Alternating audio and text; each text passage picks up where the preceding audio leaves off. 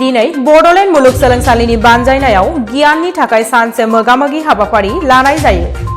जों मोनथिगौ रुपनाथ ब्रह्मआ जेब्ला आसामनि एमएलए मोन बै समाव 1957 मायथाइनि 22 जानुवारियाव बर'नि समायना रमायना बागुरुम्बा मोसानानै दुलाराय भारतनि सुबुंफोरखौ गोमोहोनायजों लोगोसे गोजोनग्लाय होदोंमोन।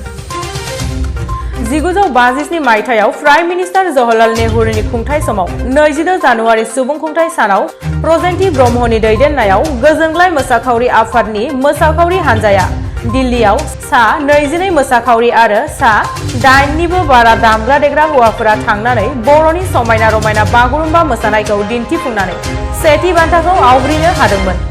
बै मोसानायाव नयस्रि ब्रह्मआबो सासे बाहागो लागिरिमोन। अब्ला बिथांनि बैसोआ 15 बोसोर बैसोनिमोन। बे मोसाखावरि हानजानिनो नयस्रि ब्रह्म बिथांखौ बड'लेण्ड मुलुगसोलोंसालिनि बर' बिफाना बरायनायजों लोगोसे मोगामोगि सोंनाय हाबाफारि खुंफुङो।